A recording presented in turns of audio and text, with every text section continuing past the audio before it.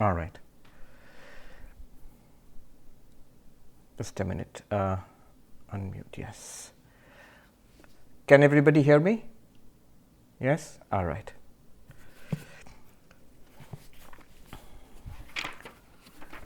Om Bhadram Karnebhi Shrinuyama Deva Bhadram Pashyemakshabhiryajatraha Sthirairangai Tushtavagum Sastanubhihi Vyashema Devahitai Yadayuhu Swastina Indro Vriddhashravaha Swastina Pusha Vishwavedaha Swastina Starksho Arishtanemi Swasti no Brihaspatir Dadhatu Om Shanti Shanti Shanti. All right. So we were studying the fourth and last chapter of the Mandukya Karika. In this final chapter called Alata Shanti Prakaranam, Gaudapada is taking on several other philosophies. Now, why is he doing that? Why is he picking a fight with all these other philosophers? The reason is that in the previous chapter, in Advaita Prakaranam, he has made a very remarkable claim, stunning claim, that this universe which we are looking at, he is saying it has not originated at all, non-origination, ajatavada. That's the one hallmark, standard feature of Gaudapada's Advaita Vedanta. He says that this universe has not originated at all. Now this puts him at odds with every other philosopher in his time, even down till today, because all of them say that there is this universe, and once you say that the universe is there, which seems very obvious, you have to explain it. How did it come? Explanation basically means giving a cause. Explanation is answering the question why. And why basically means that you have to give a cause. The answer to the question why is usually a cause. We say, if somebody asks why, our answer usually begins with because. Why is the grass wet? Because it rained, or because the sprinklers went off. So a cause. Why is this universe there? How does this universe come about? This is a standard question all through the ages. And all the philosophers, schools of thought during Gaudapada's time and down to our time, try to explain this. And Gaudapada has to show that they are all wrong, because according to him, see that because again, because according to him, these schools, they are wrong because they do not, what they are trying to explain does not exist. The universe itself did not originate. That's Gaudapada's point of view. So he has to show that they are wrong. And remember, how does he do that? His way is rather unique, because he takes up the arguments of those philosophers and shows that they cancel each other out mutually. And so he does not have to show them that they are wrong individually. They cancel each other out mutually, and Gaudapada's claim is, so the end result is his position, non-origination of the universe, ajativada, that is the outcome, the logical implication. So already he has shown that, or at least he has attacked the two major schools of causality, two major schools of philosophy in ancient India, the Nyaya Vaisheshika school and the Sankhya school. Each has its own theory of causality, the Asatkaryavada and the Satkaryavada, which we saw in the last few classes, and Gaudapada has refuted them, or he has used their mutual refutations to good effect. Today we will go on to verse number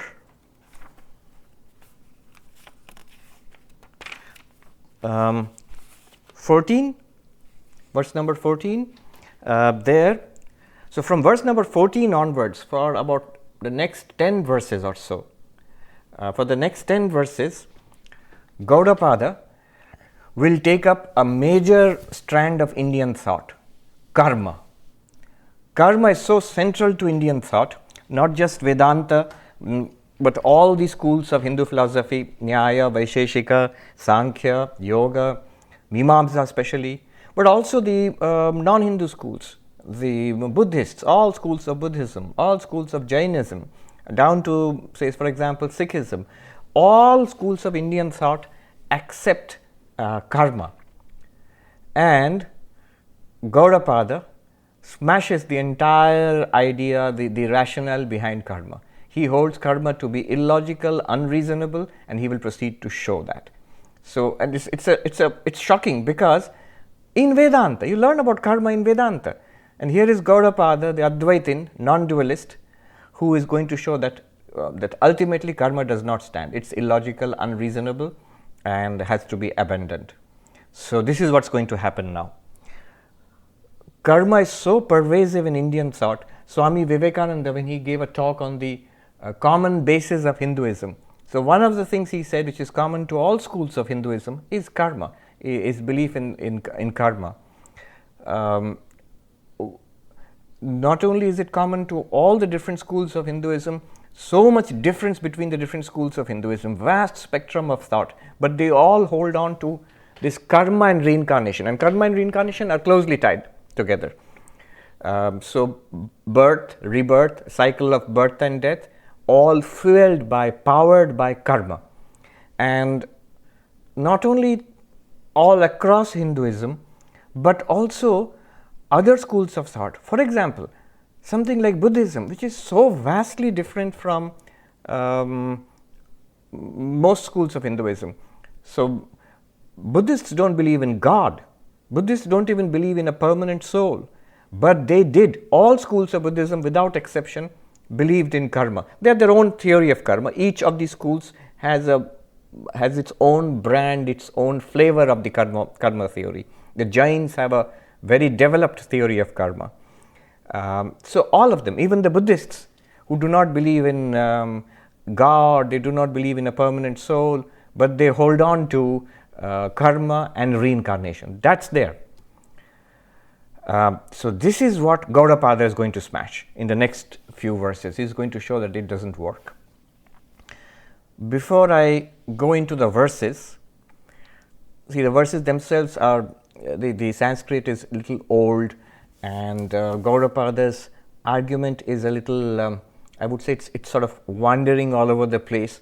It's good to put all the arguments together and give a concise statement of what's going to happen before we go into the verses. So I'll just put it together. The way I will explain it now is not in the same sequence as Gaudapada does it, what will happen in the verses, but it's easier to understand. The way I will put it now, just I'll just put together the basic idea of karma and Gaudapada's argument against it. So what is the idea of this law of karma? What is it that in general people, and especially in Vedanta and in Hindu schools, what do we believe in, and why is Gaudapada against it? So here goes. The law of karma, even I've given little talks about it sometimes, the law of karma, and Gaudapada has objections to all of that. So what is this law of karma? Basically it is causality, cause and effect, something leading to something else. The idea is that if we consciously do what we know to be good, in a very general sense, if we do dharma, what we know to be right, morally, ethically right, if we consciously do that, then that leads to merit. Merit, the Sanskrit word is punyam. And that merit gives rise to pleasant experiences, happy experiences later on in lives to come. Those happy experiences are called in Sanskrit sukha. So the chain is, if you do dharma, the result will be punya, and that punya will fructify, give rise to sukha. Dharma, punya, sukha. In English, moral action, merit, pleasant results, a good life, pleasant life. Your wishes will be fulfilled. The opposite also holds. Consciously done immoral action, adharma, unethical action, leads to pāpa. Pāpa is demerit or sin, and that results in in future lives to come, suffering, dukkha. So the chain is adharma, papa, dukkha. So this is in sum the whole idea of karma. Karma is action. The word karma literally means action and also the result of action. Karma, phala is also meant by karma. When we say it is my karma, what we mean is not that it's my action, it's the result of my past actions. Oh, why am I suffering? Oh, it's my karma. Or when we say, you're in America also now the word has become popular. It is good karma, do this. It's good karma. What it means is it will lead to punyam, merit and sukha. It will give rise to good things for you in future in life. So the word karma has this double meaning, the action itself and the result of that action. The result of that action can be merit or demerit, and the result of that merit or demerit will be pleasant or unpleasant things in this or next life to come. Swami Vivekananda put it in brief in his poem,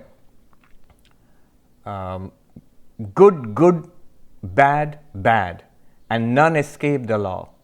But whosoever wears a form wears the chain too. So good means good action, dharma, and the result is sukha, pleasant results. So dharma leads to sukha, good, good. Bad, bad action, immoral, unethical action, adharma, leading to bad means suffering, dukkha. And none escape the law. So this is the law in which we all sentient beings are bound. And then he says, whoever wears a form wears the chain too. Wears a form means we the formless Atman, we have a form, body-mind, this body-mind. And this body-mind is a chain. What does it mean? It's produced by our past karma. So what happens is, as we go from lifetime to lifetime, when one body dies, the next body is born because of my particular past karma. And that past karma results in this body, my parents, my health, my success, in things which will have major events in my life. All those are determined or predetermined by my past karma. So this is the general idea. So, and it's a big idea in Indian thought. And it's very interesting that nobody really doubts it. It's taken axiomatically in Indian thought. And well, it might be, because it's based on causality, cause and effect, which is basically what we mean by rationality. If you think about logic or rationality or reason, it's basically causality, cause and effect. Okay, what could Gaudapada possibly have against it? A lot, as it turns out. He says, so the basic idea is karma gives rise to this body, and with this body, which means also the senses and the mind which is active in this body-mind complex. With this body-mind complex, I act in this world, act and react. Things happen to me because of my past karma, and I react to them and I do good things, bad things. And this sets up good and bad karma, that is papa punya, for future results. Now he asks the question, first he asks the question, what is first? We might reasonably ask, what comes first, body or karma? And if the answer is karma, it is karma which was existing earlier and produced this body. But then immediately he asks, Gaudapada's question is, if karma was there earlier, what produced that karma? Because karma is produced by body. You have a body and you act in this world and therefore produce karma. So how did that karma come? Immediately the opponent sort of backpedals and says, no, there was a body and you existed in another body and then you did that karma. The question will be, how did that body come then? How did that body come? Was there karma before that? The opponent tries another track. He says, look, karma produces the body, that means a birth and this body, and you do karma with this body and that produces more karma and so on. So let's say karma and body, they are cause and effect, they mutually produce each other. Karma produces body, body produces karma. That's what I mean. And he says that's not possible, because cause and effect, to be a cause, it has to be precedent, it has to exist before the effect. If the karma produced the body, That body cannot produce the karma because the body did not exist to produce that karma. To produce something, you must exist before it. Cause and effect. The cause must exist before the effect. If you are saying that karma produced the body and body produced the karma, then the body has to exist before the karma, but that's not possible. They cannot mutually produce each other because causation is sequential. The cause must exist before the effect. Is this okay? Yeah. Then the opponent says, no. What I mean is, let both be produced simultaneously. Karma and body are both produced together. And Gaudapada says, we will see those verses. That won't work either. Karma, if they are simultaneous, there will be no relationship between them. To have a relationship of cause and effect, the cause must exist before the effect. If the two are together, he will say, like the two horns of a cow, they one on the left and one on the right. Shankaracharya says, one on the left and one on the right. How will one produce the other? They are both sort of simultaneous. So simultaneous cause and effect, simultaneous body and mind, simultaneous karma and body cannot be related as cause and effect. That relation won't exist unless one precedes the other. Then the opponent says, see, none of this is really the theory of karma which is propounded by the dualistic schools of Hinduism or even Buddhism. We are just building up to the final theory, which is actually what Gaudapada is going to attack. But we are just sort of, you can see, we are making the theory more and more sophisticated. No, it's not mutual. It's not simultaneous. Simultaneous, you might say, some schools, they say something like simultaneous, because they say, how about we say God started up the whole thing. Like your dad might give you a shop and some money to go with it, and then you start your business. So if you ask, how did this business start? It came from my father. My father gave me the shop, the body, and some money, karma, and then I started the business. Can't we say God gave us the body and karma? He started us off.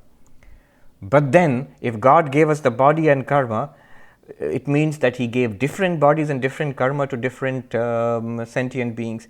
Then good and bad will be God's responsibility. God will become partial. Karma will belong to God then. And that is something no religion will be willing to accept, that God is partial.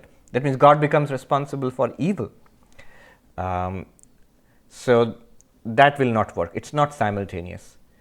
Then the opponent says, look, you're just quibbling over words. What I want to say is that it's a chain. Karma produces the body produces more karma, and that new karma produces a future body, and that future body you will do more karma, and that will produce future karma, and so on it goes. It's a chain. Karma leading to body, body leading to karma. Body means a new birth, leading to new karma, karma leading to new body, and so on. It's a chain. Won't work.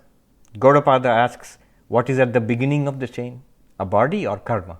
What is the first link in the chain? And we'll be back to the same old problem. If you say it's karma, how did that karma come? What body was there? If you say no, it was a body, then how was that body produced? Because you say all bodies are produced by karma. So chain will not work, because there is a problem of beginning, the first link of the chain, and you can't answer that. Now comes the final form of the law of karma, which is what actually the dualistic schools in Hinduism they propound. And that final form is, it's a beginningless chain.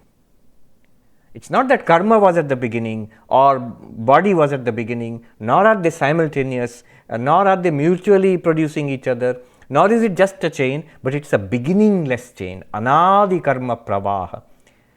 So there is no beginning to this chain.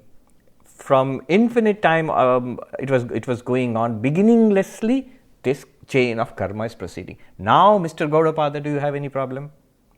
Is this all right? Or are you going to pester us with more questions? Gaudapada says, that sounds interesting. Let's take a look at what you just said. Beginningless chain of karma. So, body and karma chain. and anadi, beginningless. Beginningless body karma chain. This is what you are saying? Yes, this is what we want to say.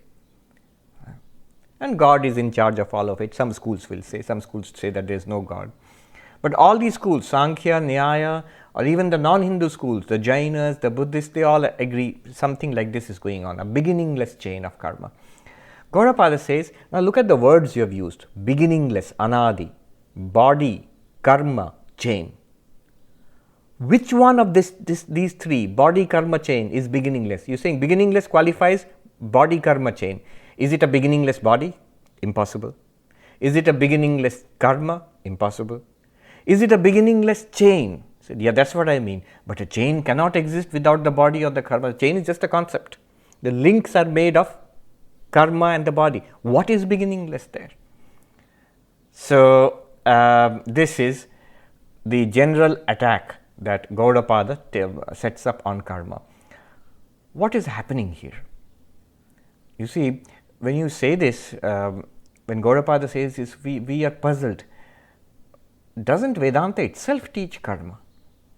That there is a cause and good karma, bad karma, all of this, doesn't Vedanta teach? Isn't there karma yoga, for example, a big part of Vedanta teaching? So what is Gaudapada denying here? Why is he against all of this? What Gaudapada is saying is that there is no reality called karma. It's like if you watch a Harry Potter movie or a book, read a Harry Potter book and you say, why did poor Harry Potter suffer so much? And if the answer is, because of his past karma. Well, that's not really true. What is true? The real answer is there is no Harry Potter, these things did not happen and the sufferings of Harry Potter also did not happen. It's fiction, it's a novel or it's a cinema. It appears, if you see a cinema, all the events are seen, you can actually see Harry Potter, all of those things are seen, but you are also aware none of this is true. So the explanation that it is all because of Harry Potter's past life karma is not true, because it did not happen. There is no origination of any entity called Harry Potter, there is no origination of any real suffering of an entity called Harry Potter, and so it requires no explanation. There is no real causation called karma which will explain Harry Potter's suffering. This is what Gaudapada wants to say. What about false karma? Karma as an appearance? That Gaudapada has no objection to. Shankaracharya will bring that forward to explain. See, we have a world which we experience. Now it may be a false world, that's what Gaudapada wants to say. There is no real origination of this world, but if you persist and say, we still experience it. And then if to explain this apparent experience, which it does not exist and yet we experience it, for that, if you want to say that there is karma, let's take an apparent explanation for an apparent phenomenon. We are not saying that karma is ultimately real, it is part of Maya. Because of Maya there is desire, avidya kama karma, Shankaracharya's favorite phrase, avidya kama karma. Avidya means ignorance of our real nature. Because we are ignorant of our real nature, we see this body and mind appearing, products of Maya, and we get identified with it. We feel incomplete, apurnam, and we strive for completion. Where? Within the world of appearance, which is never possible. Because what is complete? Our real nature, which we are unaware of. And when we strive for completion in this world of Maya, by desire, by trying to fulfill desires, that desire is kama. It's born of lack of fulfillment, apurnam, incompleteness. When we try to complete ourselves, try to get fulfillment through karma, the cycle of birth and death starts. If you want to say that at this apparent level, at the level of Maya there is karma, Gaudapada will not have any objection. He is not talking about that. That's what actually in Advaita Vedanta, when you talk about karma, let us remember all this, the idea of karma in Advaita Vedanta is what is called the Vyavaharika level, the transactional level, the level of appearance, level of Harry Potter movie. At that level, Advaita accepts karma. If you accept the world, then you want an explanation, then Advaita will give you a provisional explanation. The provisional explanation is karma. How is it different from all the other schools? For all the other schools, karma is real. The world is real and karma is a real explanation. So what is Gaudapada's final arguments against this, the final form, the beginningless chain of karma? He says it does not stand. Not only that grammatical argument, you might not be convinced by that beginningless chain. So beginningless, what is beginningless? Body is beginningless, karma is beginningless, or chain is beginningless. That argument we can set aside. But there is a more powerful argument which Gaudapada gives. If you say that there is real karma and it is beginningless, is it endless? Is it endless? The chain, karma leading to body, body leading to karma, and life after life after life, is it endless? If you say it's endless, then there is no moksha, no mukti, no liberation possible. So we might as well leave this class. Why did you leave it till the 4th chapter of the Mandukya to say such things? We could have stopped the class from the very beginning. No, it has an end. It has an end. If you say it has an end, Gaudapada will say even more serious problem. Serious problem, though he does not discuss this here, elsewhere. The serious problem is this, that I have karma, and somehow by my spiritual practices, Vedanta, or by the grace of God, finally karma is at an end, karma is over, this is my last life, and now I am going to be free. After this point, freedom starts, moksha starts. Till this point, bondage, samsara, karma. From this point onwards, moksha will start. If you say like that, and that's how most of the dualistic schools imagine moksha to be, liberation to be, that we are in bondage really, and we really will get freedom by the grace of God. If that's what you are saying, you are in for serious trouble, because a moksha which begins, which is produced, which originates, will come to an end. It is quite possible that anything that is born will die. Jatasya dhruvo mrityu. Krishna says in the Bhagavad Gita, that which is born is bound to die. That which is produced is bound to be destroyed. That which is created will come to an end. If moksha comes to an end, what is the point? How is moksha any better than samsara? Do you see the problem? That if we are really bound by karma, there is really karma and we are bound by karma and we are going through a chain of birth and death, and one day karma will, if it does not come to an end, that's the end of all spirituality. Then it will just, there's no escape. But if it does come to an end, it is real, but it will really come to an end, and we will get a real moksha which will start after karma comes to an end, then that is also illogical. The moksha which starts will also end. It's quite possible. If that moksha was not there earlier, then it's quite possible that one day it will not be there again. What is illogical about it? You might ask, then what do you non-dualists, Advaitins, what does Gaudapada say? He is also talking about moksha. Isn't it that after realizing your turiya, you will get moksha? Isn't that what Gaudapada is saying? Isn't that what Mandukya is saying? The same problem will apply to you. You are in bondage. After you realize that I am the Turiyam, I am Brahman, once you realize that, if you attend sufficient number of Mandukya Upanishad classes, then you will get enlightenment and then you will be free. Same problem will be there. Your freedom is also subject to this coming and going. Gaudapada says, no. Turiyam, the very nature of Turiyam is freedom. Turiyam is not bound. The Atman, Brahman is never bound by karma, because karma never existed. So Atman or Brahman is ever free. What jnana, knowledge, what the Mandukya class will do is introduce you to this fact of your ever free nature. Moksha is ever established. In Advaita Vedanta, moksha is not gained. You are already free. That's the very nature of the Atman. In fact, Swami Vivekananda says this again and again in a lecture which I will talk about this Sunday. There is a lecture he gave in London called Freedom of the Soul. So there he says, freedom of the soul is not to be gained. It's our very nature, because the option that freedom is to be gained leads to logical problems. That freedom which is gained can be lost. If it was truly ever lost, then it can again be lost. So what is lost by ajnana, here is the principle. What is lost by ignorance is never really lost. What is gained by knowledge was already there. What is gained by knowledge was already there, you just didn't know it. What is lost by ignorance was never really lost. So, for example, if I am looking for my pen and I have it in my pocket but I don't know it. I'm looking for it. So I say my pen is lost. But it's because of ignorance. But the pen is already, it's still there, it's already in the pocket. So when I say it's lost, even at that point it's not really lost. It's just lost by ignorance. I don't know. And when I see it, oh, I got my pen. Did I really get it? No, it was already there. I just knew, I just came to the knowledge that here is the pen. Similarly, moksha is not lost, moksha is not gained. We are just under the delusion that we are in moksha, in bondage, and we get the knowledge that we are not in bondage. And the ever existing moksha, which is the very nature of turiya, of our Atman, is revealed to us. I'll take the questions before we go on. Yes. So the moksha is the very nature of the self. It is not born, it is not. Another way of saying this, a philosophical way of saying this is, the self is never caught in cause and effect. Causality is of the nature of bondage.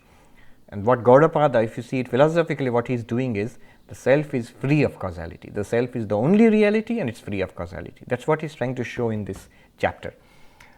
Remember that verse, I think in the second chapter, I gave a talk on it, the ultimate truth. Na baddho na cha sadhaka, na mumukshu, na vai muktaha. There is nobody in bondage, nobody doing sadhana to get out of bondage. There is no bondage, there is no freedom, there is nobody who is, there is no one who is free. What does it mean? It means, and then he says, yeṣāmādirhetuḥ, this is the ultimate truth. This is exactly what he's trying to show now. It's not that there is a real bondage and then somebody really does spiritual practice and then somebody really gets a new thing called moksha. No. But does that mean moksha is not there? It is there. It is the only reality. That's always what has always been there. Okay. So this is his basic attack on karma. I can see Shashank, there's one question, I think. There is a question from Ramya. Yes. Unmute yourself. Yes, Pranam Swamiji. So you kind of touched upon the actual question that I had, so where he talks about dismissing the sadhana required for moksha sadhana or removal of ajnana. So if he does not even recognize that there is a need to obtain moksha because it was never lost, then obviously then there is no need for sadhana also. Yes. That there is ajnana cannot be denied. So what is the position that he gives to sadhana? Right. So that's why, remember, this is the highest Advaita. Let us say that beyond this there is only silence, or beyond this at the most you can say there is only Ashtavakra, beyond which there is only silence. So this is the view from the Everest, and it's an uncomfortable and scary view. But one must be very careful. If you're standing on the tip of Mount Everest, there's always every chance of tumbling to your doom. So it is not that he is against sadhana. He himself will mention, he has mentioned it in the second and third chapters also at the end, the need for morals, meditation, things like that. So in Gaudapada's view, what is the problem then? The problem is ignorance, the delusion that we are not free. Then what can sadhana, between spiritual practice, what can spiritual practice do? Spiritual practice, get this, spiritual practice is only for removing the delusion that you are not free. Here one has to be honest. Have you understood what Gaudapada is trying to say? Yes, I have understood it. So do you think you are free of delusion? If you can say honestly to yourself, yes, then all right. Then the question of spiritual practice does not arise for you at all. If you are actually already a jivan mukta, then you have moksha. Your very nature is moksha. But if you say that I get it, but I am beset with so many problems, at moment to moment I get caught up in identification with body mind, and I react to the world as body mind, as a person. I feel that the world is real and I react to it as such. I do feel that there is a difference between waking and dreaming. I consider the waking to be much more real than the dreaming, and I react like that as an individual to other individuals. All of these are signs that delusion, ajnana, is still there. So ignorance which is in the mind is removed by knowledge which is in the mind. Even from the Turiya point of view, even knowledge is also not important. That means it's Advaitic knowledge. Because does Turiya need Advaitic knowledge? Does Turiya need a lesson in a Mandukya Karika? No. From the Turiya perspective, even the knowledge is also not necessary. But when is the knowledge necessary? When I complain, I have ignorance. Then the prescription will be knowledge. Then when I complain, I am getting this knowledge. I have been attending so many of your classes, but still I have got ignorance. It's not working. I have so many problems. Then the problem is mind is not able to get that knowledge, able to absorb that knowledge. So that scattered mind, the sadhana for curing that is meditation. Then when you complain, I try meditation, but I feel sleepy, or I feel distracted, I feel restless.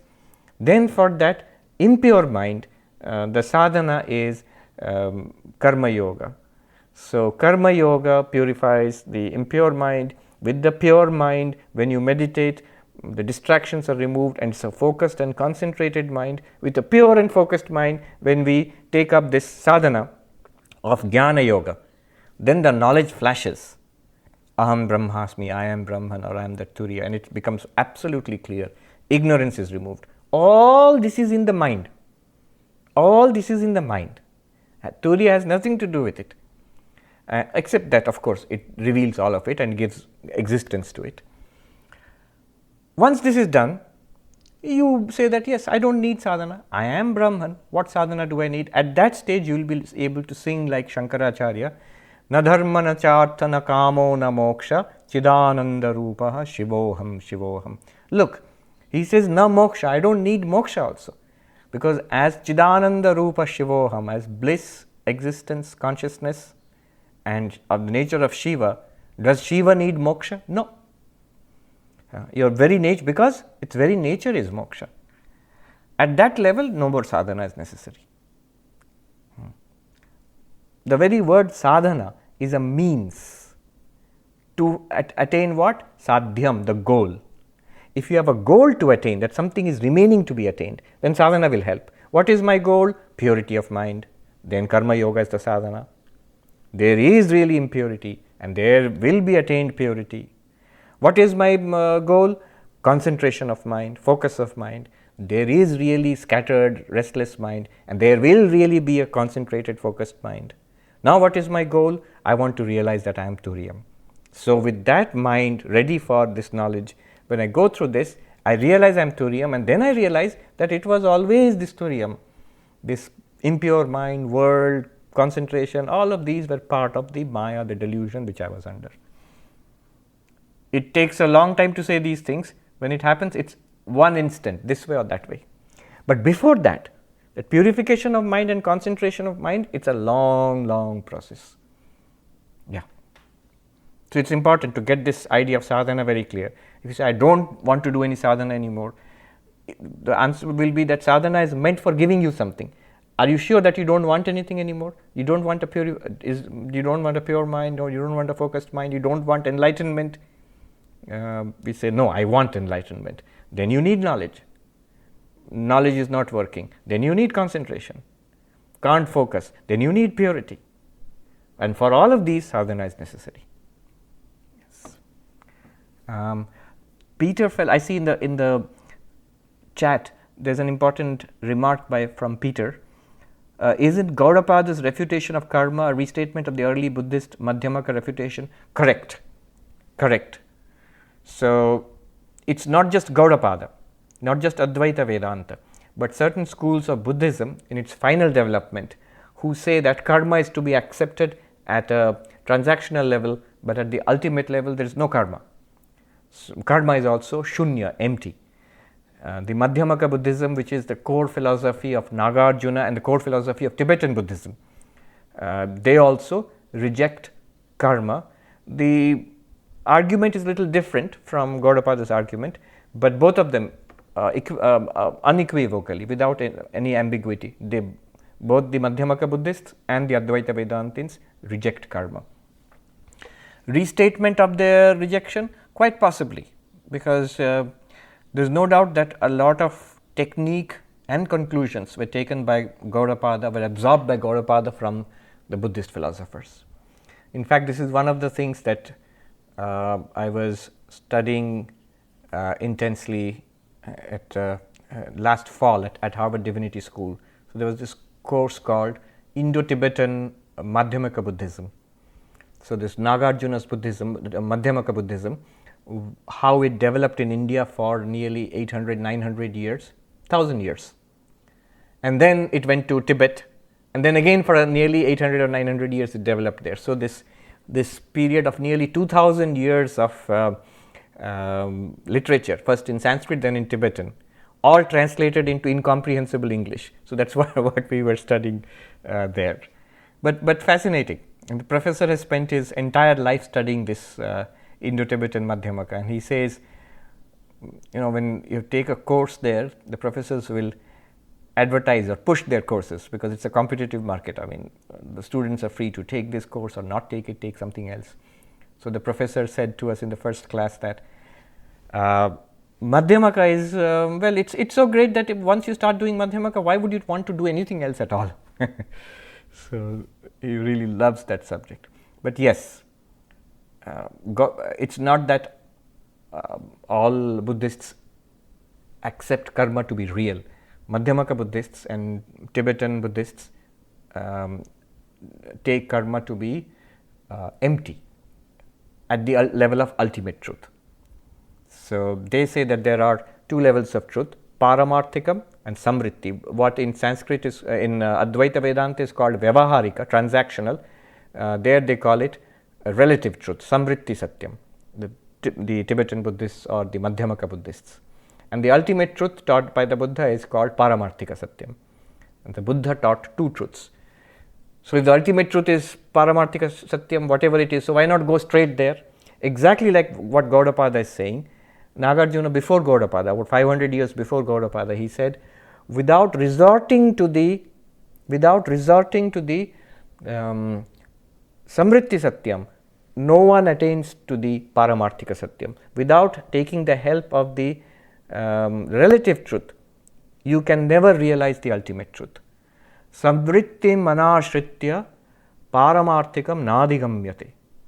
Without resorting to the relative truth, nobody ever realizes the ultimate truth. Therefore, this relative truth, including sadhana, spiritual practices, including accepting that I have delusion, I have a scattered mind, I have an impure mind, and I want enlightenment, all these things we have to accept and go through the process till one gets it. Yeah, thorn to remove a thorn. Well, welcome to Rick. We have Rick Archer of Buddha at the Gas Pump fame. So he has joined us. It takes a thorn to remove a thorn. Sri Ramakrishna uses this example again and again, that when a thorn has pricked your flesh, what do? You take another thorn and you remove it. You say, no, I call 911, it won't help. Nowadays 911 is not attending to you, it's only coronavirus patients here in New York. So you have to take another thorn and remove the thorn from your flesh. Now, will you leave the second thorn in your flesh? Of course not. You'll throw that away once the task is done. Like that. What is the vyavaharika satya? Abhijit is asking. Abhijit, do you want to clarify that? Vyavaharika satya is this world we are existing in, the difference between knower, known, and the instrument of knowledge, subject, object, this world of diversity. So you just said that one has to attend the vyavaharika satya before the paramarthika satya. No, one has to take resort to the vyavaharika satya. Okay, so right now, resort means samvrittim anashritya. Ashraya means taking refuge in. Nagarjuna's language is very, very beautiful. He says, you take refuge in the transactional truth or the relative truth. What is refuge? Buddham sharanam gacchami, I take refuge in the Buddha. Sangham sharanam gacchami, I take refuge in the Sangha. And the teaching especially, dhammam sharanam gacchami. So we take refuge in Mandukya Upanishad, in Mandukya Karika, although it's all at the level of transactional reality. Yeah. Somebody else is asking a question. There's a question from Rekhaji. Yes, Rekhaji. Pranam Swamiji. Swamiji, for somebody following the bhakti path, now moksha would be merging into the Ishta, the God, and if it is that merging, then at that, when one merges into the Ishta, doesn't one almost or become the Ishta? So, I mean, isn't that quite similar to even what we follow in Advaita, where, you know, the self is really... Yeah. Do I see Krishna behind you? Yes. Yes. I love him. Yeah, so Krishna is looking disapprovingly at Rekhaji. What is she doing? Listening to all this atheistic stuff. No, it's quite different actually. The moksha in the dualistic paths, moksha is not our real nature. It's not that we are actually already free and it's some kind of delusion is there and then we have to overcome the delusion and that's it. No. You are really in bondage. And what is the nature of that bondage? Karma. This is exactly what Gaudapada is attacking here. And by the grace of the one right behind you, by that grace, we are freed of the bondage of karma. Karma pasha, the rope of karma, the Lord frees us. And being free, in most dualistic schools, the difference between you and God will still remain. And it's good because you can enjoy the beauty and the joy of being in the presence of God. So 5 types of moksha will be spoken about, of mukti is spoken about in Vaishnava texts. So there is Alokya, you go to Vaikuntha, the abode of Vishnu and remain with Vishnu. Or Goloka, the abode of Krishna and remain with Krishna. Then Samipya, not only you go there but you remain close to the Lord. Samipya means closeness, proximity to the Lord. Still you are different and the Lord is different. Then there is even closer degrees of proximity. So there is Sayujya, then there is there is also Sarupya. So these things, you become a part of, you know, someone say you become an ornament on the body of the Lord. So you can see it's a very dualistic way of thinking.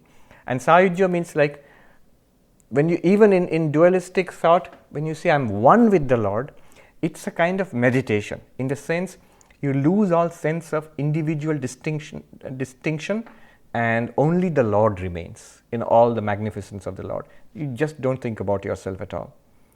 That's a kind of merging. It's like a drop falling in the ocean and being indistinguishable from the ocean. Isn't that what we are talking about in Advaita? Not at all. Not at all. There is no merging. Not that I am different from Turiya. Now more Advaita classes I am attending. I have now come to the 4th chapter, almost totally merged now. Earlier I was a little bit merged in Turiya. As we come close to the end of the Mandukya Upanishad, getting more and more merged. No. You are the Turiya. See, if you had forgotten that you are Rekhaji, I mean, suppose you are dreaming and dreaming of something else, and you wake up and you realize, oh, I am Rekha. Did you merge in the reality called Rekha? No. You were Rekha all the time, even when you thought you were not. There is nothing more to it than that. Similarly, here you are the Turiya, right now also. You don't merge into Turiya, though the language of merging is sometimes used. In Advaitic texts also, language of merging is used. Don't take it as real. When you realize that it's not a rope, it's not a snake, it's a rope. Does the snake merge in the rope? Only figuratively, not really. It was never, there's no snake to merge in a rope. But then, I mean, Sri Thakur, you know, he really merged into the Divine Mother. And at the same True. time, he was, you know, also self-realized. So, True. So remember, that's why I always want to say, you know, what you are saying would be a good question in the Gospel of Sri Ramakrishna class, or would be a good question in the Bhagavad Gita class, for example. But remember, this is super specialized. Mandukya is super specialized. If you want to talk about the beauties of the valleys of Kashmir or other places in India, but you're standing on the top of Everest, and say, where is everything? It's just ice and rock and snow. So the view from here is the highest possible view. There is Turiya and only Turiya. And it's worthwhile to see that view, at least, even if that is not my path. I always say, if you like this approach, very good, nothing better. But if primarily you feel my approach is bhakti, then listen to this, understand it and bracket it off. Okay, so this is what Gaudapada says. But if you try to match it and mix it with what Krishna is saying in the Gita or Sri Ramakrishna in the Gospel, it will be problematic. Because most of what is said in the Gita or in the Gospel, which is, the Gospel or the Gita, somebody pointed out in an earlier class in Mandukya that they are vast texts. In the Gospel of Sri Ramakrishna, in the Bhagavad Gita, multiple paths are there. There is devotion, there is meditation, there is morals and ethics, there is karma yoga, and there is also knowledge. This Advaitic idea is there. Remember, they are not all the same path. The paths are different, there is no doubt about it. It will lead to the same reality, yes. But when it leads to the same reality, the perspective that Gaudapada has on it is different from the perspective that a devotee, say Chaitanya Mahaprabhu, might have on it. Because the path itself will give you a particular lens to view it in. Yeah. So it will be very difficult. If you try to bring those things here, what will happen is Gaudapada will reject 90% of that. Karma, devotion, duality, all of that, bhakti, all of that is simply, he will say, it's who will be devoted to whom, who will merge with whom. All of that devotion, practice, merging, all of that is in the realm of appearance for Gaudapada. You have to see that he is speaking from the heights of Turiya. Yes. Thanks. Thank you. Who else is there? Gitaji? Yeah. Pranam Swamiji. Namaskar. Okay, when you talked about the Shankara's Nirvana Ashtakam. Nirvana Shatakam, yeah. Yep, it kind of tells you the highest truth. I mean, Yes. there's nothing beyond that. And then when you read about Manisha Panchakam, which is written by same Shankaracharya, Yeah. and it starts with somebody who's not recognizing somebody or somebody recognizing somebody as an inferior caste, and then trying to, kind of create this whole Manisha Panchakam. Is there, do we know what is a timeline, chronological, when did Shankaracharya write the first one or the second one? Because it kind of is very, for me it is hard to believe the same person wrote this. No. It is exactly the same thing. What Nirvana Shatakam says and what Manisha Panchakam says is exactly the same thing. When Nirvana Shatakam he says, na dharmo na chartho na kamo na moksha, chidananda rupaha shivoham. That's the highest perspective. I have no desire for wealth or pleasure or even for dharma or even for moksha, because I am of the nature of consciousness, bliss. I am the nature of Shiva. What does he say in Manisha Panchakam? Jagrat swapna sushuptishu sputatara ya samvedujrimbhate. That consciousness which is shining in waking, dreaming and deep sleep, blazing forth all the time. Ya brahmadi pipilikanta deha pipilikanta tanushu prota jagat sakshini. The same consciousness which is from the highest God, Brahma, not Brahma, Chaturmukha Brahma. From there down to a little tiny ant, in all human beings, animals, gods and demons, everywhere is one consciousness only, and it is Jagat Sakshi. It is the witness of this world, Jagat Sakshini. Saivaham, I am that consciousness. Na drishya vastu, not an object to that consciousness. These objects are like appearances in consciousness. They are not even separate. Na drishya vastu iti yasyapi dridha pragyasti chet. If somebody has such a realization, chandala vastu dvijo vastu, let that person be from a lower caste, a chandala, or be a Brahmin, whatever they are. Guru, who is my guru, ityesham anisham, this is my realization. What happened was that from the Vyavaharika level where he was making a distinction, Brahmin, non-Brahmin, this distinction he was making, which he must have been used to because of his Brahminical background. The Chandala, who was an enlightened person, scolded him, said, what is this distinction you're making? You're telling me to step aside. So what will step aside from what? Body from body. At the level of body, your body is also impure. It's full of all the same blood, flesh, pus, urine, which my body is also full of. Or are you asking consciousness to step aside? Chaitanyam va chaitanyat. Are you asking consciousness to step aside from consciousness? Impossible. It's one consciousness. Then what is going to step aside from what? According to your own philosophy, And Shankaracharya immediately realizes. So he is already realized, but anyway, it's more like a device for teaching us. Yeah. And the message of Manisha Panchakam, message of Nirvana Shatakam are exactly the same. Yes, no, I was just wondering the way it started when he didn't recognize the Chandal. So that was a... Yeah, see, that is what you call the Vyavaharika Jagat, transactional world. In the transactional world, all Jivan Muktas and Avataras, you will find, there is not neat and geometrical. Always everybody will be in Samadhi. No. That's what makes spiritual life so interesting and makes life itself so interesting. If you look at Ramayana, if you look at Mahabharata, till today, people will find, especially Hindus, take delight in, was Rama right in doing this to Sita? What was Krishna right in encouraging Arjuna to kill Karna? Debatable, because in life, once your philosophy comes in contact with life, it's complex. So, unless one is continuously in Samadhi, once one is aware of the Vyavaharika Jagat, each Jivan Mukta, each teacher will be slightly different from the other. There will be differences because of their background. Yeah. Thank you. It would have been problematic if Shankaracharya had said, and you held on to that. No. If he had said, for example, to the Chandala, that you are whatever it is in my philosophy, you don't have to bother about that. Brahman is Brahman, but at this level you are a Chandala, although he is not even a Brahmin because he is already sannyasi. I am from a Brahmin background and you are from a lower caste, and you have to step aside from me, and this is the meaning of Advaita. Then I would really doubt whether this person is enlightened or not. That's a wrong interpretation. An enlightened person will never say such things. Thank you. Thank you.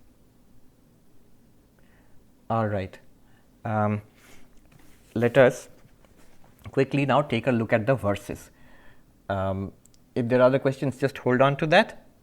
Let me read the verses. We have not read a single verse yet, but actually don't worry, we have done quite a bit. We have the arguments which I presented at the beginning, what is the law of karma and what is step by step, Gaudapada, how he attacks it. We will see now.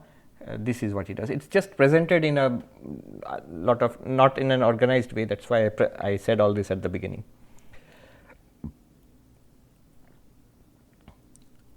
All right. So, verse number 14.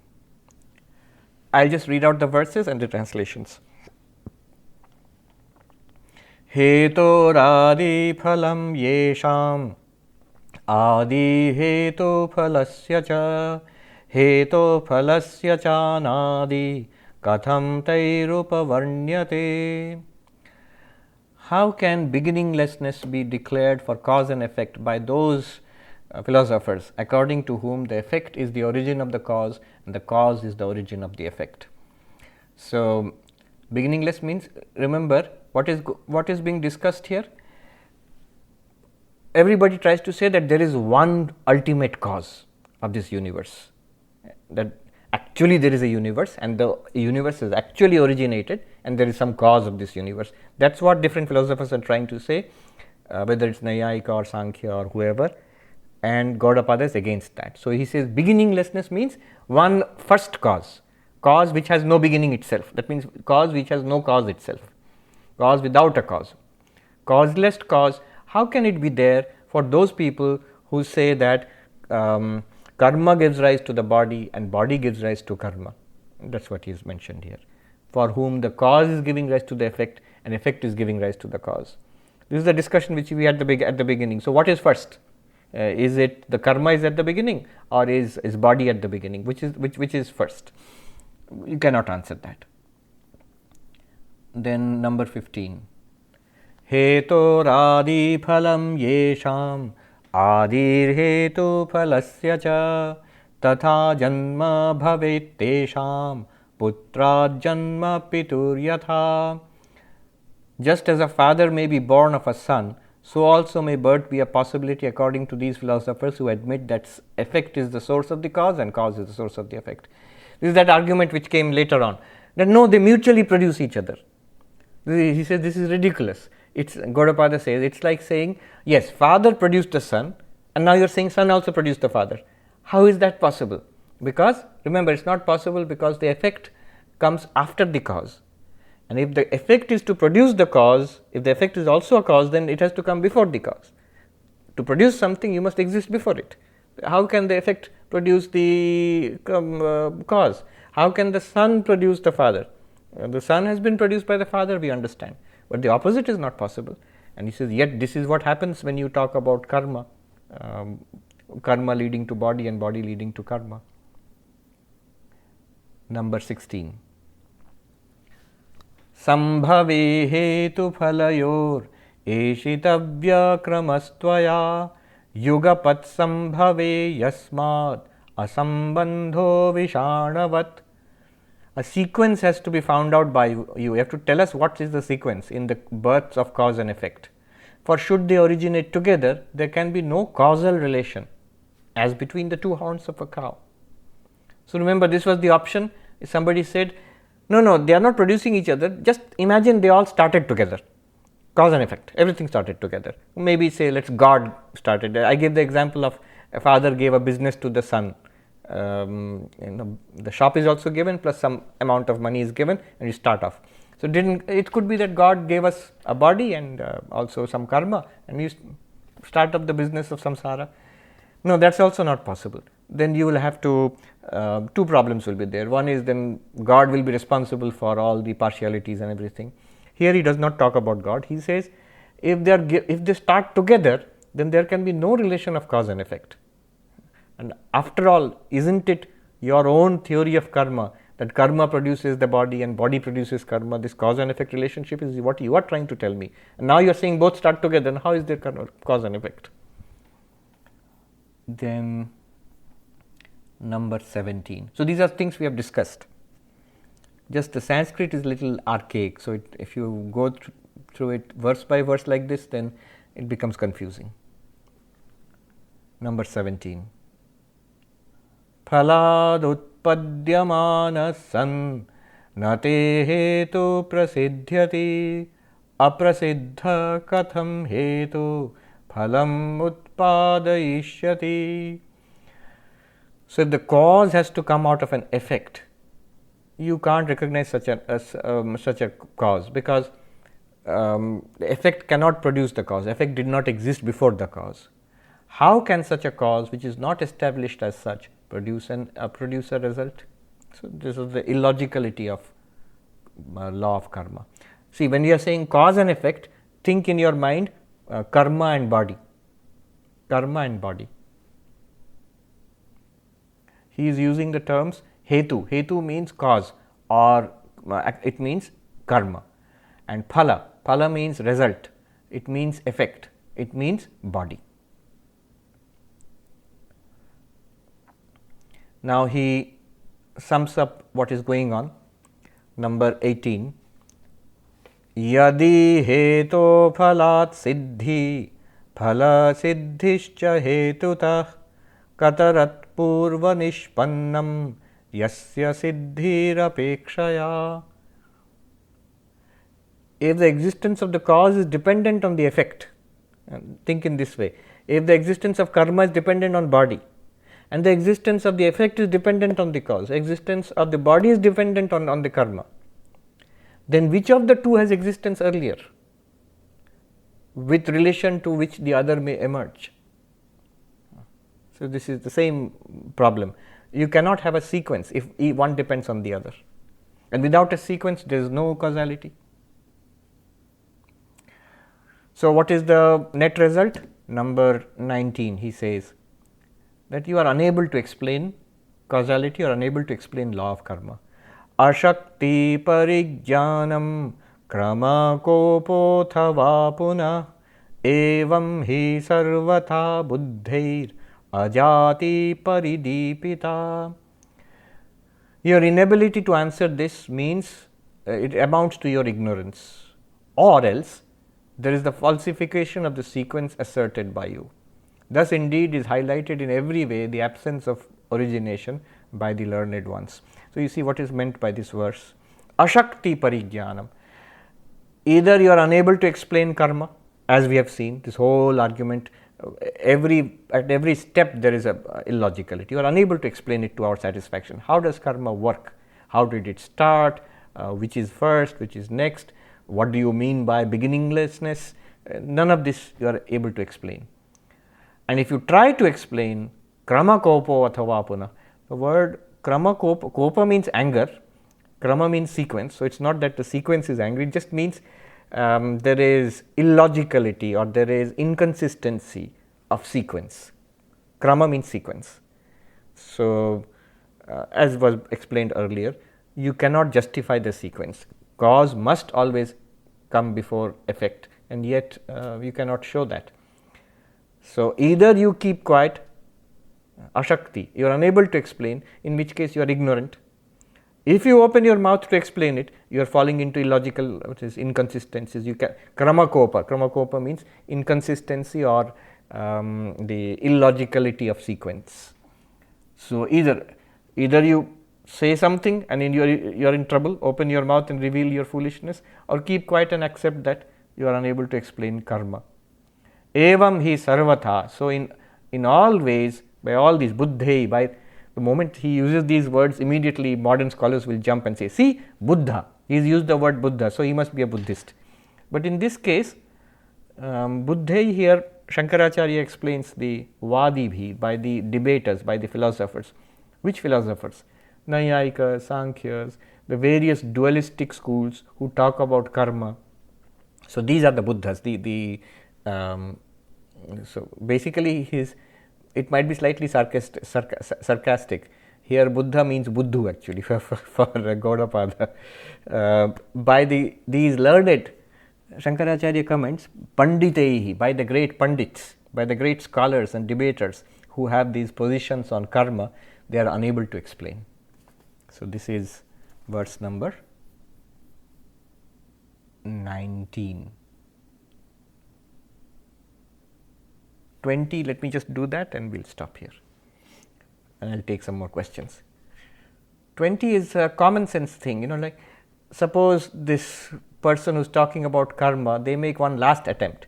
Look, it's not difficult. Why are you making such a big fuss of this? Bijankuravat. Let me read the verse.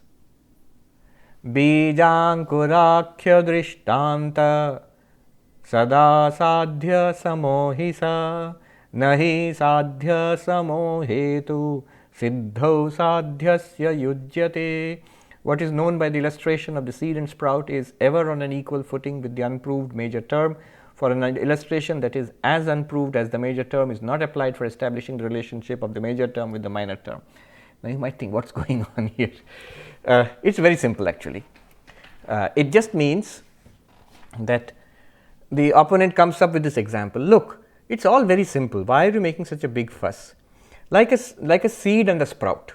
There's a seed and it sprouts in a sapling. I remember when we used to do biology classes as kids, we had to germinate. We had to do a project on the germination of the seed.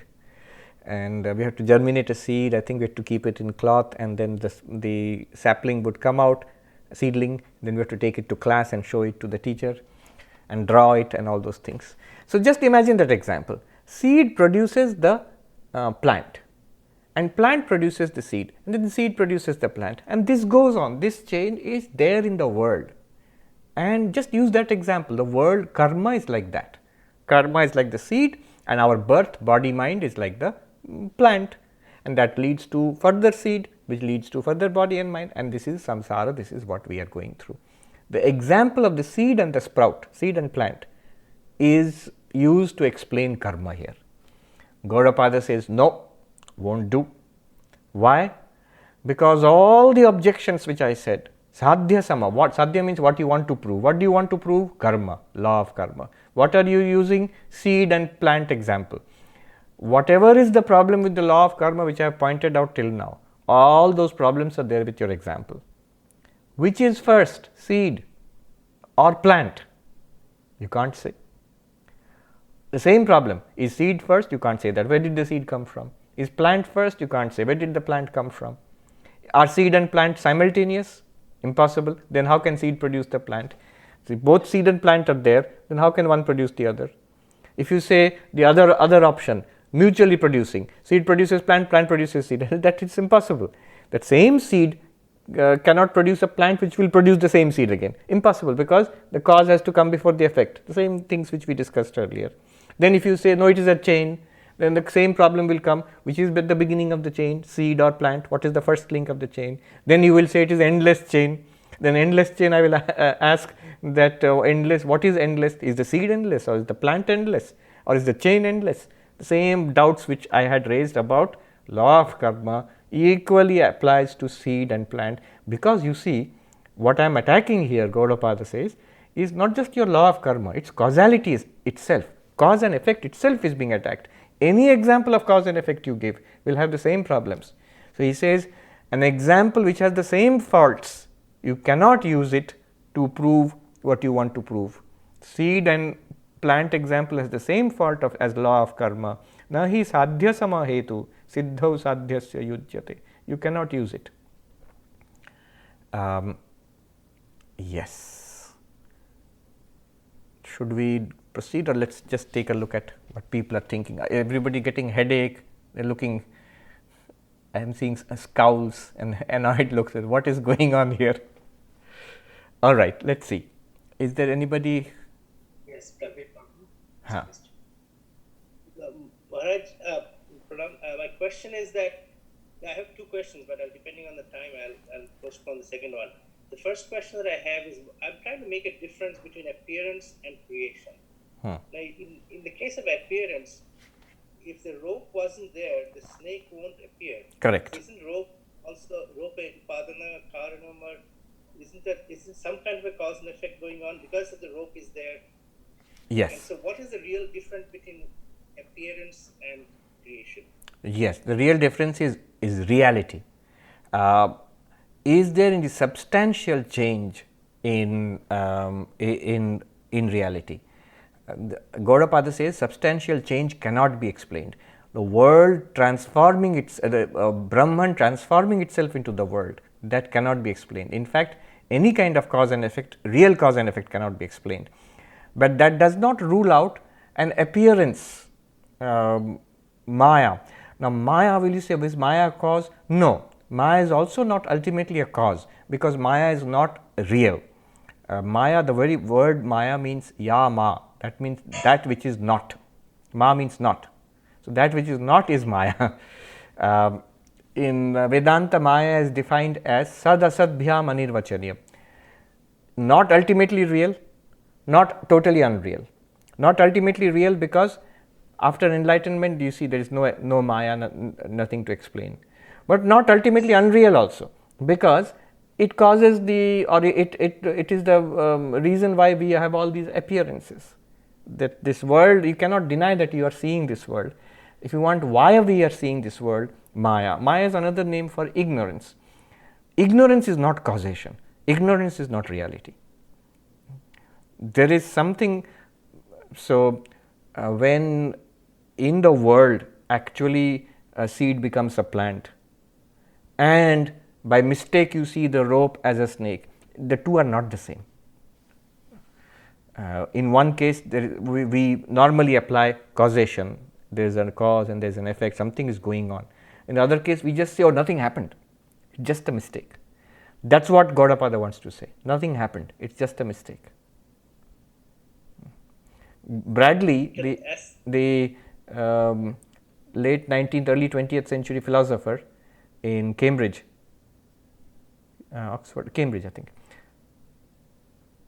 He said the appearance, what appears is not real, and the reality never appears. So I like that saying. So this whole universe appears, and according to Gaudapada, it's not real. And the reality never appears, it's never an object of experience. It is the reality underlying all experience. Can I ask the second question? Yes. So in Aparakshana-Hiti, you spend a lot of time on causality and karma and all that stuff, and there it was explained because space-time and causation was part of Maya.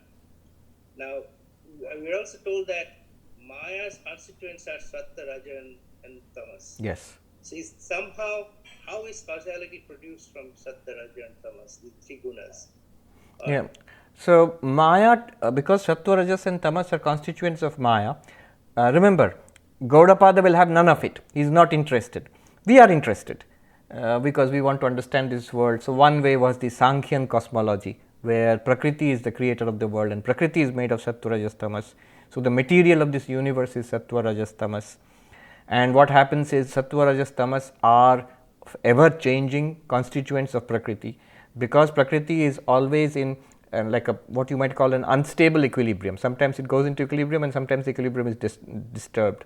So, this is all there in Sankhya philosophy. So, their idea is that there is the original cause, Prakriti is in unstable equilibrium. When it is in equilibrium, there is no creation, it is just Prakriti remaining.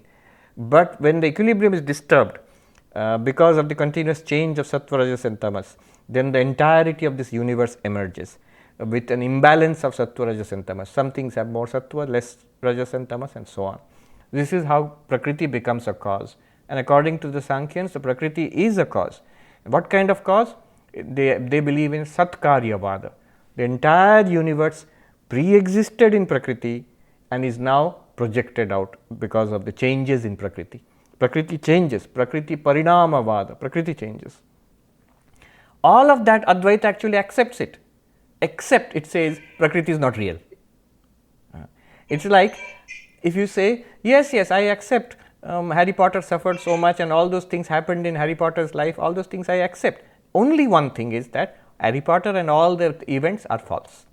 They are all cinema, fiction. That's what Advaita adds, which is not what Sankhya says. Sankhya says that is the reality. This is the universe which is going on.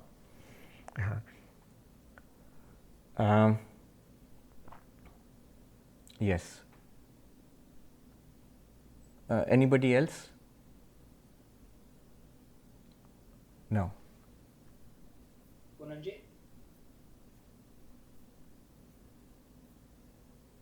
So, those of you have asked the question can lower the hand. Yeah. So, Swamiji, Gaudapada has dismissed the philosophy of yoga and Sankhya. Yes. But in Advaita Vedanta has borrowed the meditation techniques from yoga and borrowed the idea of pure consciousness from Sankhya. So, Gaudapada has just dismissed certain points of those philosophies only. True. And accepted others. Gaudapada dismisses here causality, cause and effect. The Sankhyan Satkaryavada, Gaudapada has dismissed, and also the Nyaya Asatkaryavada. And there are other aspects of Sankhya which Gaudapada dismisses. For example, that there are many Purushas, many pure consciousnesses. There is only one. And the other aspect of Sankhya which he dismisses is the reality of Prakriti. The world is real. Gaudapada dismisses that. In the Brahma Sutras, there is a statement, Etena yoga pratyuktaha. By this dismissal of Sankhya philosophy, the philosophy of yoga is also dismissed, Shankaracharya says. But though the philosophy is dismissed, the techniques are welcome. If at the level of sadhana you want to calm down your mind, you have already accepted world is there, I have a body, my mind is disturbed, then very good medicine for you is prescribed by Patanjali, not Patanjali Ramdev, that is different than modern Patanjali, the Patanjali Yoga Sutras. So, Patanjali Yoga Sutra prescribes the medicine for the mind. And that is no doubt, only Gaudapada will say that is at the transactional level, at the level of appearance. You want calm mind, you do not want restless mind. Very good.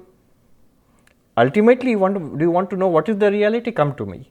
If you want to know how to calm down the mind, go to Patanjali. He is the expert on this, the specialist.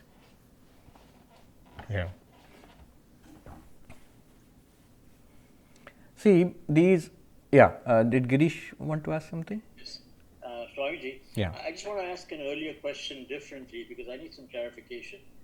And to use your view from Everest analogy, can you climb to the top of Everest without requiring the oxygen of meditation or yoga? I mean, can you engage in study and dialectics and argue and debate your way to realization without requiring the scaffolding, if you would, of yoga? That's a good analogy. So the answer would depend on where you are. If you are in base camp, you need one kind of support. You need guides, Sherpas, you need supplies. If you are far above, just a few steps away from the top, you probably need oxygen. And if you are at the top, you don't need any of it. You are already there where you want it to be. So, sort of roughly, if you use that analogy, yes. Remember, it's a journey. So, in that case, all of these things are necessary.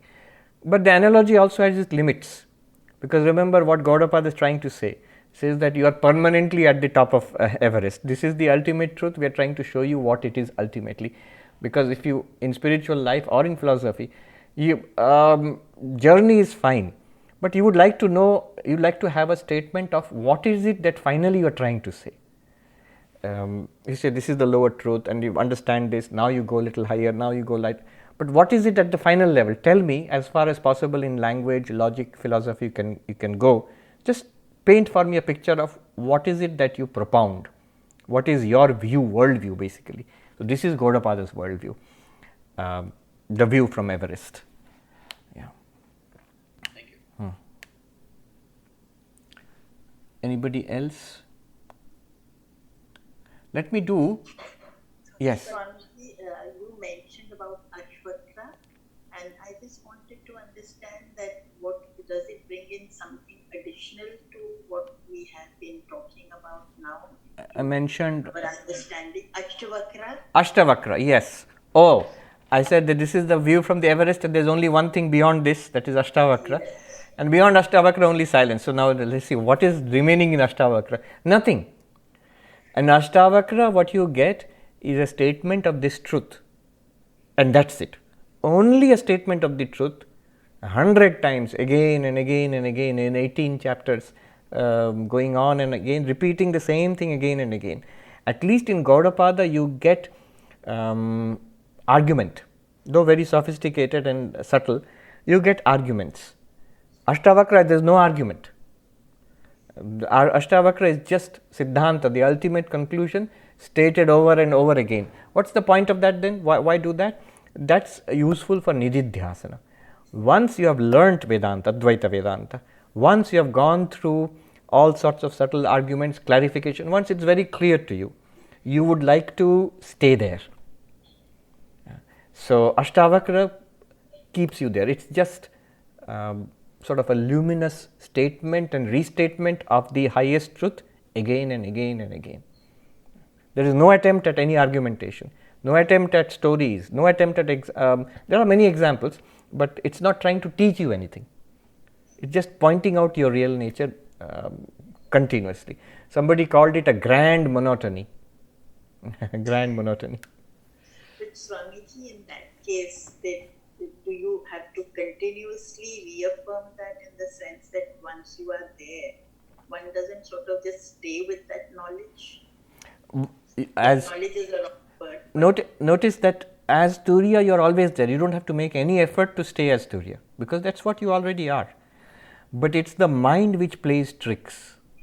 The mind will tell you, I had it, now I have lost it. I was clear, now I am not so clear. Yes, I am Brahman, but coronavirus is creating a problem. Brahman has no problem with, already you are back at the level of body and mind. That's only when coronavirus can create a problem. I am Brahman, I am Turiya, but I am worried about my green card. So now again I am back at the level of body and mind in USA. So space, time, causation, Sarvapriyananda, applying for visa status in US. There is already body mind, you are back again. This thing continuously happens to us because as long as you are not a Jivan Mukta. So a practice of nididhyasana is very good to stay with it. Nididhyasana is very good before becoming a Jivan Mukta because you feel you have understood it, you are completely convinced, yet you feel you are not getting the result of Advaita Vedanta. You should get peace. There should be no more complaining. I always say, if you are enlightened, then there is one problem. You have lost the right to grumble. You have lost the right to complain anymore. If you are enlightened, there should be no complaint about anything. You should be perfectly happy. You should be okay with everything. As long as we don't have that, nididhyasana is necessary. You must stay there and see from how From that view of the Everest, these problems do not matter. You should be able to resolve it. In fact, every time there is a problem, that problem is the occasion for nididhyasana. And take the view from the Everest and see that the problem is no problem. That's before becoming a Jivan Mukta. Even after becoming Jivan Mukta, the enlightened being stays in two states basically from our perspective. One is aware of us and interacting with us. This is called vyutthana. Vyutthana means arising. And the other state is samadhistha, absorbed in nirvikalpa samadhi, in the featureless Brahman, absolute. That you would see in the life of Sri Ramakrishna, for example. Krishna also, Arjuna asks this question to Krishna in the second chapter. Please tell me the characteristics of the sthita prajna, of the Jivan Mukta, the enlightened person, who is in samadhi. What is he like when he is in samadhi? And what is this person like when he is talking, walking, moving around? That is vyutthana. So that means even in Jivan Mukta, that nididhyasana is still followed. Totapuri, Sri Ramakrishna's guru, Advaita guru, was very regular about his meditation. Now once Sri Ramakrishna asked him, but you are an enlightened being. What are you meditating for? You've already realized. And Totapuri showed he had a brass pot which he would carry around as a sannyasi. And he said, look how shiny it is. He said, yes, but it's shiny because daily brass has to be polished. So daily I polish this, then it remains shiny. Otherwise it's still brass, but it'll get a layer, it'll look dull. Similarly, meditation, that means being centered in that stay with that view from the Everest every day. That keeps the realization fresh. Even that if you do not do it, you're still enlightened, but a layer of samsara will fall on you. Sadhus in Uttarakhand, they use different ways of explaining this, even after enlightenment. They say that the mongoose fights with the cobra, and this is the story they have. And the cobra sometimes may be able to bite the mongoose and put its poison in the mongoose. What the mongoose does is, it runs off into the forest, and there's a jadi bhuti, they say that some herbs are there which only the mongoose knows, and if you chew on that herb, the poison of the cobra goes down, it is mitigated. They say that, I don't know how true it is. So mongoose apparently runs off into the forest and chews that herb and comes back and again fights with the cobra. Similarly, when you are dealing with Maya, sometimes the poison of Maya will enter into your system. Bitterness, anger, grief, puzzlement, bewilderment, frustration, it may come into you even if you think you are a jnani.